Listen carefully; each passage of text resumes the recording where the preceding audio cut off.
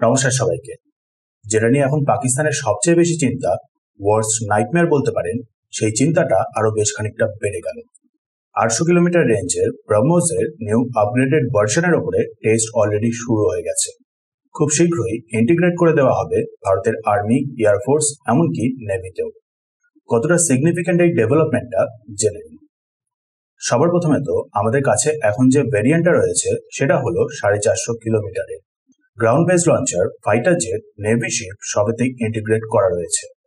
Already যে কোনো platform থেকে ভারত এই মিসাইলগুলোকে ইউজ করতে পারে। শুরুতে রেঞ্জ ছিল 300 কিমির কাছাকাছি, পরে যেটাকে আপগ্রেড করে 450 কিমি করা হয়। নাও এখন টেস্ট হচ্ছে আবার 800 কিলোমিটার রেঞ্জের ওপরে।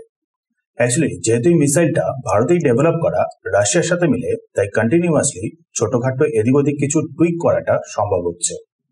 এক্ষেত্রে যেটা করা হয়েছে সেটা হলো মিসাইলটার ইঞ্জিনটাতে ছোটখাটো কিছু চেঞ্জেস করা হয়েছে, সাথে হালকা কিছু ম্যাটেরিয়াল ব্যবহার করে ফিউলের ক্যাপাসিটিটা আরো একটু বাড়িয়ে দেওয়া হয়েছে। আর ব্যাস, এইটুকু চেঞ্জেসেই মিসাইলের রেঞ্জটা 450 কিলোমিটার থেকে বেড়ে 800 কিলোমিটার হয়ে গেছে। এখন টেস্টিং চলছে GPS, navigation system, radar seeker, accuracy ইত্যাদি নিয়ে। মানে সিম্পল করে বললে, এই রেঞ্জটাকে এতটা বাড়ানোর পর তা সত্ত্বেও যাতে প্রিসাইসলি টার্গেট করতে পারে তার উপরে কাজ চলছে।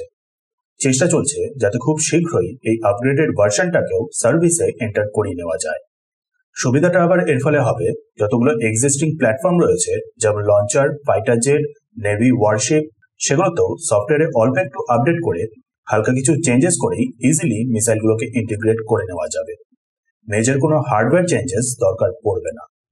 বাট এই অল্প একটু চেঞ্জেসেই পাকিস্তানের চিন্তাটা বেশ অনেক গুণ বেড়ে যাবে। কারণ আপনি ভালো মতন করেই জানেন, চওড়ায় পাকিস্তান ততটা বেশি এক্সটেন্ডেড না। অন অ্যাভারেজ 600 থেকে 700 কিমি, ম্যাক্সিমাম 1000।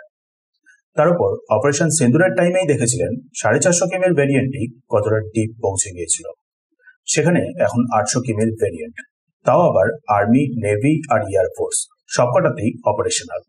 একটাও প্লেস বাকি থাকবে না পাকিস্তানে যেখানে কিনা এই আপগ্রেডেড মিসাইলটা পৌঁছতে না পারে। পুরো পাকিস্তানি হবে ভারতের স্ট্রাইকের রেঞ্জে, তাও আবার শুধুমাত্র ব্রহ্মোস দিয়ে। তার উপর পাকিস্তানের ডিফেন্স সিস্টেমের ধারে কাছেও না গিয়ে অনেকটা দূর থেকেই লঞ্চ করা যাবে। না ফাইটার জেটগুলোকে বিপদের মুখে ফেলে দেওয়া, না ওয়ারশিপগুলোকে। অর্থাৎ যেটা লস হবে না, ওয়ারশিপও লস হবে না। এদিকে পাকিস্তান অনেকটা ডিপ অবধি এফেক্টেড হয়ে যাবে। সো বুঝতে পারলেন আশা করি কতটা সিগনিফিকেন্ট এই ডেভেলপমেন্টটা। ভিডিওটা ইনফরমেটিভ লাগলে লাইক, শেয়ার আর সাবস্ক্রাইব করবেন। বেল আইকনটা অন রাখবেন এরকম ধরনের আপডেটস পাওয়ার জন্য। দেখা হচ্ছে তাহলে নেক্সট ভিডিওতে।